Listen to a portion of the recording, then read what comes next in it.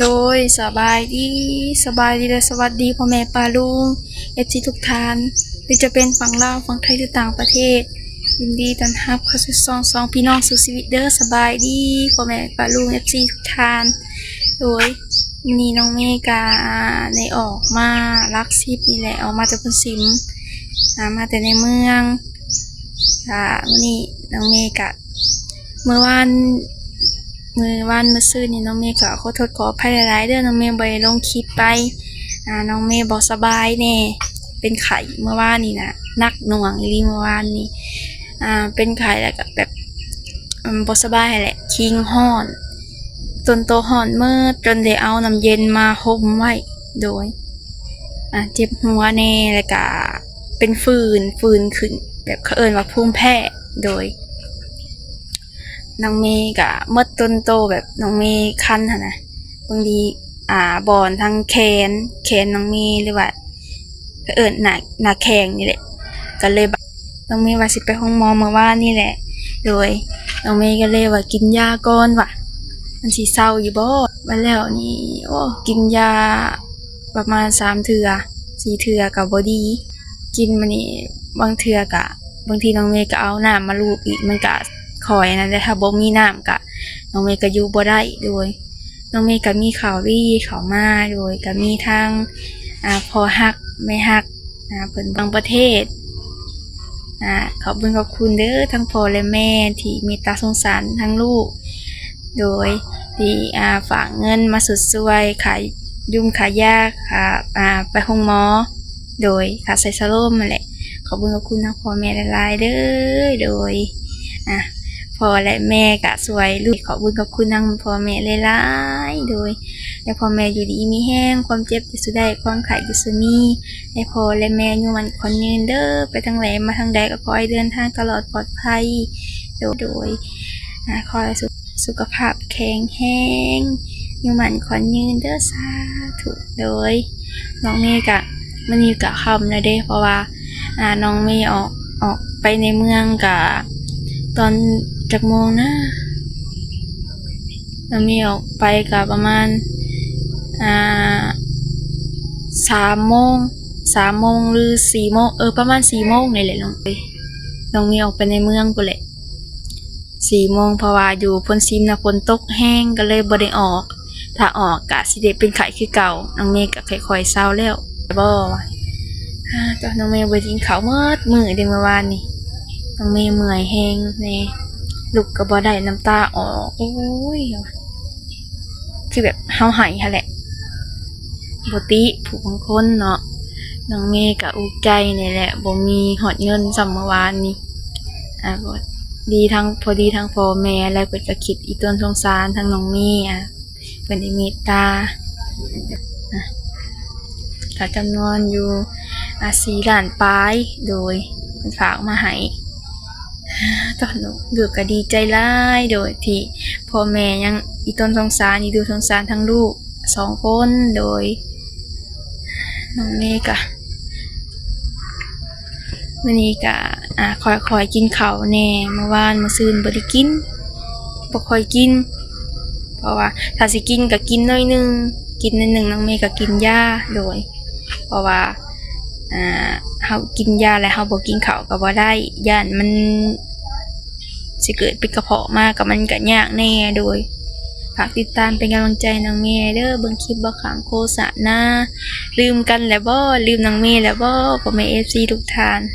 น้องเมย์ไว้ลงคลิป3 มื้อเลยลงแต่คลิปเดียวพอแหละโดย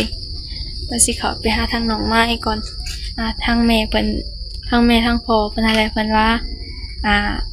ให้น้องไม้นี่เด้อ50 ดอลเพิ่นว่าโดยเดี๋ยวน้อง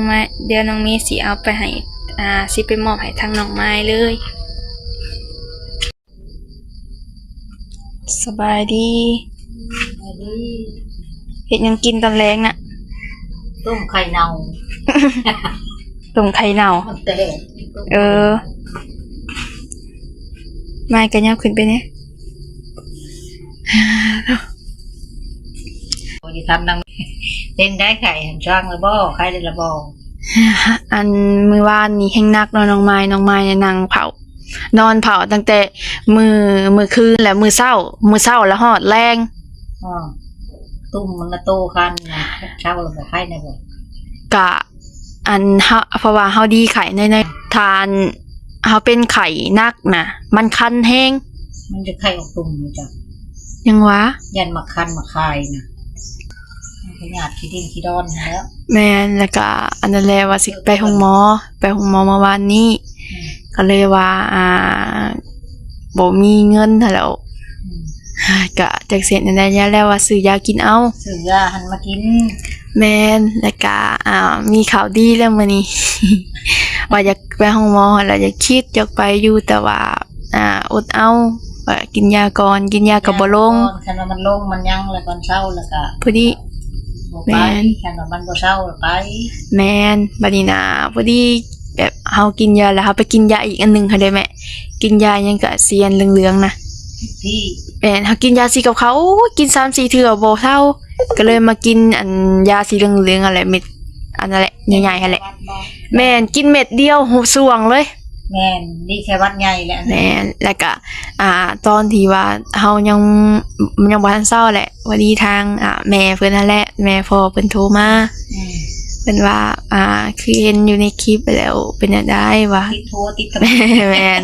ชามดาว แม่นเพิ่นว่าบ่ขึ้นก็มักไผเด้อเพิ่นน่ะกินหมักไม้ก็ให้ล้างแน่เพิ่นว่ามันมีพยาธิ เป็นญาติแล้วเคมี แม่น มาน้ำพ้นน้ำยังหันแล้ว โดยพอดี เอาเก็บมะม่วงกันยังล้างน้ำ แม่นเพิ่นเห็นในคลิปแหละเฮากินแล้วเฮาบ่ได้ล้างนะเก็บมากินเลยก็ทรงสิเป็นนั่นแหละ นั่นแหละจังว่า โดย โอ้ย แต่ว่าไข่น่ะเศร้าๆนิดนึงแต่ว่า กระเบ้าแน่ แม่นเบาแน่ แต่ว่าไอก็ประมาณกลางๆเจ็บคอแน่ถือคิงไข่นิดนึง มือไข่อยู่บ่มื้อนี้ ถือคิงนิดนึง กินยาอีกเด้อหลัดเด้อ แต่เฮาก็คันในพื้น กินยาหลัด คัน ให้มันถึง แม่น เจ้าเฮาก็นั่นแหละโอ้เนาะกินยาหลัดโลด เฮาคันในบนหัวเข่าอีกนิดนึงคันนะจักเป็นอะไรแล้วก็ทั้งแม่เพิ่นนั่นแหละทั้งแม่พ่อเพิ่นว่าเพิ่นอีดูสงสารเพิ่นได้ฝากเงินมาให้ รู้ ให้ไปผู้หมอเด้อ คนดี โดย ขอบคุณกับคุณเพิ่นหลายๆโดยเพิ่นฝากมากะจำนวนอยู่4ล้าน271,000ฝากเป็นเงินกีบมาให้ โดย ทั้งพ่อฮักแม่ฮักเพิ่น บ่ปะบ่ทิ้งแล้วลูกเป็น โด ลูก ย เป็นไงแม่ทั้งนั้นก็อยู่ดีมีแฮงแล้ว โดยและเพิ่นก็เลยว่าให้น้องนี่เด้อเพิ่นเว้ากับน้องเมย์เมื่อวานนี้แล้วทั้งพ่อเพิ่นว่าให้น้องไม้$50เด้อเพิ่นว่า โดย เลยก็พอดีเพิ่นก็เลยว่าฝากเป็นเงินลาวเอาเป็นว่า โดย ใช่ทางน้องไม้หายทางน้องไม้ล้านหนึง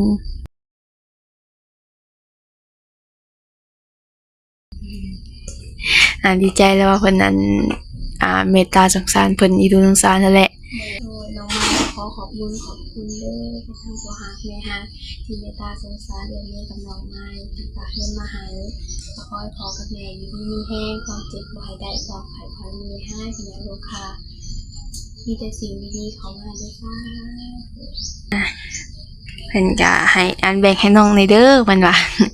โดยขอบคุณทั้งพ่อแม่อีกครั้งเด้อโดยน้องเมย์ก็สิไปใส่สโลมมาแล้วก็สิให้เพิ่นกวดเบิ่งว่าน้องเมย์เป็นจั่งใดน้องเมย์บ่เคยเป็นจักเทื่อคันตลอดป๊อดแขนนี่นะบ่เป็นตาเอาแข้งนี่ก็บ่เป็นตาเอาขูดจนหมด ลายแล้วเหรอ แม่นลายเป็นแบบว่าเป็นบาดดำๆหั่นน่ะเด้นางเมย์ขออนุญาตนี่ใส่เลยนี่ในแข้งนี่เต็มเลยนี่ใส่คือบ่เห็นนี่มันเป็นจุดดำๆนี่แหละนี่มันเป็นแบบนี้นี่เป็นเหี่ยวๆนี่นางเมย์ขูดหมดเลย ขออนุญาตหลายๆเวทเป็นแบบนี้แหละน้องเมย์คันน่ะน้องเมย์เป็นไข้ มัน เป็น เป็นอันนี้แหละคำคือแต่ก็บ่เคยเป็นจักเทื่อ แม่น ไข้แต่ละเทื่อก็บ่ได้ขึ้นนะ อืม คือว่าบ่ขึ้นตุ่ม โดย เอามาขึ้นหมดจังหมดแปลกว่า แล้วก็เงินส่วน เงินยัง3 ล้านปลายเด้อแม่เด้ออันสิให้เจ้าเมียน โดย เมียนนี่เฮา โดย ใส่สโลมอิหยังกะมีแต่เอาเงินตัวนี้เลยจ่ายนะแม่ โดย เฮาก็ดีใจแล้วท้องพ่อแม่เพิ่น ทุกทาง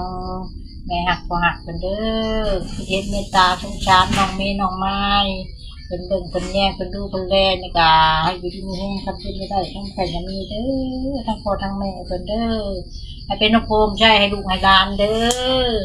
นางเมย์นางไม้นี่เพิ่นก็ให้ได้จับจนแต่ได้เฮ็ดนี่แล้ววงเคยทุกข์เคยยากมาแต่ผ่านนั่นแต่ก็ยังบ่ปะอยู่หาน้ำใหม่น้ำตอกกินนี่แล้วเรียกพระเฒ่าไม่เท้าพระเฒ่าไม่เท้าก็60 ปลายแล้วคุณยายเอ้ยชาทุกคนกับพวกใจเป็น โดยมีแต่ว่าขอเจ้าคอนแฮงอีหลี นี่แหละทุกพูดต้องไข่เน่าไข่แตกเมื่อพอได้กินแรง โดย มีของกินเย็นได้ตามแกปกเอาไข่ใจ นี่ซื้อสิหนูมากินเลย โอ้ยว่ะพระเฒ่าเองได้จะมาคุยกับลมพระเฒ่า โดย เป็นพระเฒ่าเลย ฮะ พระเฒ่า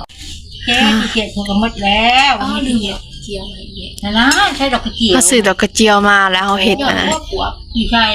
ซื้อ เขาสอมไว้แล้วว่าสิเอามาให้ลืม โอ้ยแหนมาให้กินเลยเด้ออยาก เขาซื้อ2 ธงนี่ อยากจำแจว เงินน่ะมีเท่าไหร่ก็ไม่มี20,000เนาะซื้อ2 ห่อดอกซื้อ2 อันธงดอกกระเจียวนะ แม่อาบัวมาให้แม่กะบัวได้เอามา บ่ได้เอามาแล้วเฮาเผามาด้วยฝนตกเฮามาก็4 โมงเนาะเฮาออกมาเนาะ ก็อี ตกกับยังแค่ แบบว่าแบบอีหลีได้4 โมง มืดมืด คนแห้ง ยูนก็จะเสียดหน้าเลย เขาเห็นน้าแล้วเขา กล้าแล้ว เขาวันไทยแล้ว แล้วได้เขาปกกล้าพุ่งคนกล้าเขาแตกงอกแล้ว แมน เขาเห็ดไว้แต่6 ปีนะเขาเข้าจะจ้าง ทั้งพุ่นครับมันฝนตกตลอดได้ นะ โดย เขาหวานกล้าไว้6 ปีนะโอ้นะฮะ แต่ก็ตอนนี้ก็หาก็ออกมาแต่บรรทัดนี่ให้ปัญญาเพิ่นผูกแขนให้ มัน เพราะว่าวิดไข้แล้วหั่นนะแล้วก็สิส่งสโลม มัน แล้วก็สิให้เพิ่นกวดเบิ่งก่อนให้เพิ่นซักยาเขาให้ เพราะว่าน้องเมย์เป็นยังนี่แหละฟื้นบ่ภูมิแพ้นี่แหละเห็นน่ะ พื้นแพ้พื้นเป็นมืนก็ว่าแม่น ภูมิแพ้ อืม เจ้าครับแพ้หยังเนาะคันแล้วมันเป็นฟื้นขึ้นมา ขึ้นประแดกบ่ กินปลาแดกบ่ ก็เลยเคยกิน เคยกินอยู่ปลาแดกนะ มันมีแล้วเนี่ยมันแพ้ฮะ บ่ได้กินหยัง คือมันจะขึ้นพ้นตกอากาศเย็นบ่ ยังว่าเด้อคันมืดนี่มือนี่น่ะน้องเมย์จนยิกนี่ ยิกเด้ยิกจนอันนั้นจนเลือดออก นั่นล่ะเป็นมันเป็นอันนี้นะ แม่น ทุกข์ใจเจ็บเป็นโอ้ยระวังคำกินคำอยากระวังการไปกันมา ระวังเลยเฮาสิไปกินหยังบ่มี เจ็บเป็นแล้วมันอย่างหนึ่งกลางค่ำกลางคืน แม่ ลองมาแล้ว บ่มีแล้วบัดมันจะเป็นครับเพิ่นบ่รู้จักแค่เพิ่นเดินจะเป็น โดย บ่คือแล้วทำไปทำเป็นได้บอกบ่แม่นเว้ยรอด เมื่อกี้นี่เห็นซาวหมูมาแล้วเพิ่นมาอะเพิ่นมาหลีนำบ่ โอ้ยผมมาเล่นเขาจะเอาอีน้ำปลาปะให้แม่เฒ่าคนแม่เฒ่าคนแต่ยังค่าเวียกในบริยูสักเครื่องแน่ อืม มาดังไฟแต่งกินแน่ โดย อันนะไปเปิดมาทงหายกลางคืนเพราะว่าคันไปกับไปกลางเว้นกลางคืนไปยังแต่มานอนกลางคืนมันหายเด้อันนะเฮาหันบ่หับเอาเฮากะเจ็บรอดแดดอยู่เฮาหันเจ็บแข้งเจ็บแอวนี่ตื่นมาเช้าโอ้ยเพื่อชิลุกกับบี้โบเข้าอีกอายุก็แก่แล้ว60 ปลายแล้วเนี่ยให้ได้จังว่าสู้เวสู้คันบ่สู้ผมบ่ได้กินคันบ่ห้าผมบ่ได้มีหยังบืนไปเก็บพักเก็บมีนี่แหละเก็บกินสู้ไปนะสู้ได้ก็สู้คันสู้บ่ได้ก็อยู่ แม่เราหดไปหาตอนกลางคืนเนาะกลางเว้นไปบ่หา แม่ก็ว่าอยู่ไปยังกลางคืนไปกลางเว้นก็ไปยัง มันแดดมันบ่ได้แดดมันนี่หั่น บริเดต คันมันบดนะนี่ก็ไปกลางเว้นกลางคืนก็มานอนถ้าส่องบ่เห็นอนาคตข้างหน้าจะคนให้คนดี โดย นี่ให้มันความสงบ โอ้ยจับกัน โดย ทั้งพ่อ เด็ก ทั้งแม่ทั้งตาก็ มื้อนี้ก็มื้อเช้านี้ก็ได้คุยกับเพิ่นแหละถามเป็นจังไดเด้ว่าอันไข้เซาแล้วบ่ได้บอกเพิ่นแล้วว่าไข้แน่แล้วว่า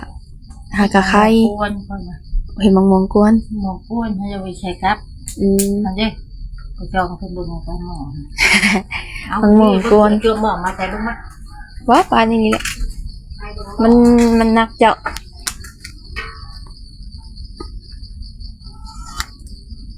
เด้มังมงกวนเด้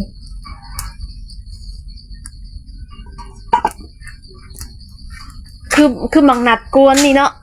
งานเนาะ แม่น อันนี้งานตู้เย็นน่ะเคยอันแม่เอาเฮ็ดใส่อัน มองแผ่นนะ แผ่นนั่นดิ โดย เบิ่งให้เพิ่นเบิ่งมาโอ้ย เฮ็ดได้เด้ว่ะ โอ้ย น้องเมย์น่ะกินบ่ได้น้องเมย์เจ็บแขวคือแบบอันเฮากินขนมอิหยังก็ส่งกะแลตนั่นดิอันนั้นดิอิหยังก็เอิ้นน่ะส่งกะแลตบ่ บ่นะขนมอิหยังก็มันดำๆหั่นนะช็อกโกแลต นี่ นี่เปิด ม แม่ อง เพิ่น เด้อมาตู้เฮ็ดมองก็เด้ นี่มักมองแผ่น ห่อใส่ถุงยางน่ะ บ่ใส่ถุงยางกินเวลาอันมังม่วงหมดบ่ แม่นเวลาอยากเดินที่ไปที่ช้อมเขาได้กินนี่แหละเอ็ดบลายไม่เท่ากะ เฮ็ดบ่หลาย ถุงยางมันจังบ่นั่นมันสะอาด โดย เอาถุงยางก็เอาไว้เข้าตู้เย็นอยากเอาไปกินกับเขาว แม่นบายข้าวกิน แม่นเวลาบ่มีของกินเนาะมันตู้จนมาแล้วกะอยากจะเอานี่มาบายกินกับเขาว แม่น กับเห็ดมะม่วงกวนฮะแล้วอยู่ใส่กับไว้เอาเข้า โด ตู้ ย เขาได้ให้ลูกให้หลานลูกหลานจะกินก็เอา โดย เฮ็ดแต่นี่แหละไม่เท่ากะบุมีในเฮ็ดเด้กระไพบ่ว่างมื้อนี้ฮะ โด เฮ็ด ย ตลอดเฮาก็มื้อนี้ละนั่งแน่ เฮ็ดไรซะเห็นแล้วก็เนี่ยนักกูหันย่างอยู่นำนักกระโตะน้ำมูกไข่ โอ้ เฮ็ดมูกไข่ได้มันหอม แม่ก็ใส่น้ำตาลแล้วก็ใส่มะพร้าวเอาใส่กับไว้ โดย เอาไปกิน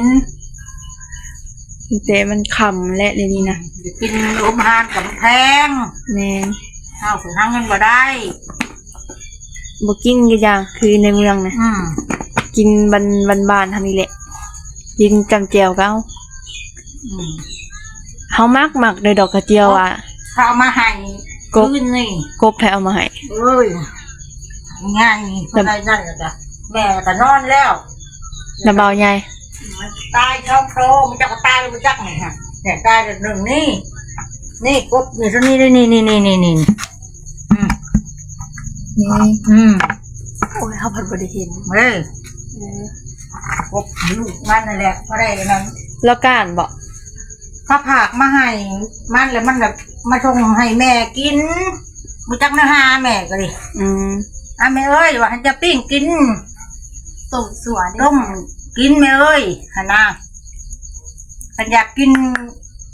ไปช่างกับมันแพงโลละแสน200,000โอ้ยบ่มีเงินชื่อแล้ว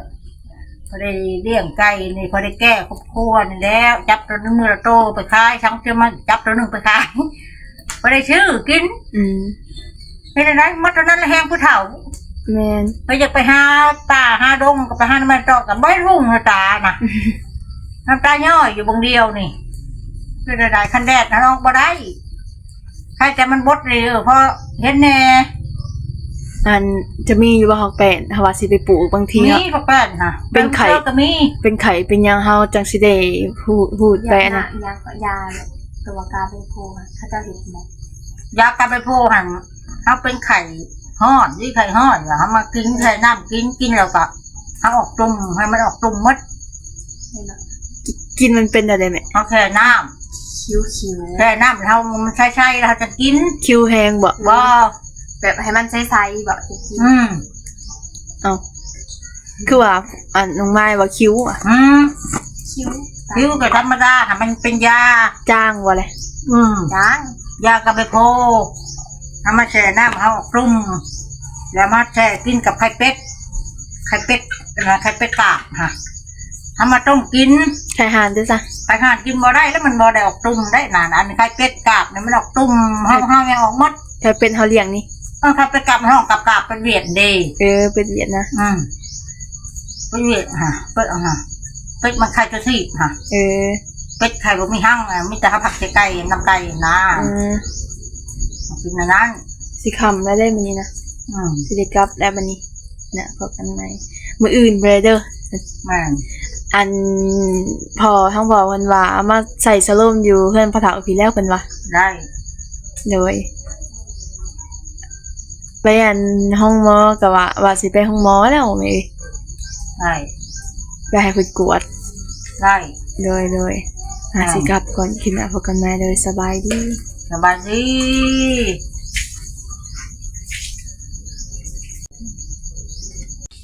โดยสำหรับคลิปนี้น้องเมย์ก็ขอจบคลิปเป็นสถานีคลิปหน้าพบกันใหม่โดยน้องเมย์ก็ขอบคุณไปทางพ่อและแม่อีกครั้งขอให้พ่อและแม่อยู่มันควันยืนเด้อโดยความเจ็บวิสเตอร์ความไข่อย่าซื้อมีให้พญาลูกค้าเลยมื้ออื่นน้องเมย์ก็สิลองไปกวดเบิ่งว่าน้องเมย์เป็นโรคอีหยังเพราะว่าน้องเมย์บ่เคยเป็นจักเทื่อเป็นไข้แล้วก็แบบคันหั่นนะประมาณนี้แหละน้องเมย์ก็กะเศร้าไข่น้องเมย์ก็บ่ได้ถ่ายฮอดคลิปซ้ำน้องเมย์ก็ขอโทษขออภัยหลายๆเด้อโดยสำหรับคลิปนี้น้องเมย์ก็ขอลาไปก่อนคลิปหน้าพบกันใหม่น้องเมย์ว่าผิดพลาดประการใดขอโทษขออภัยไปแล้วสบายดี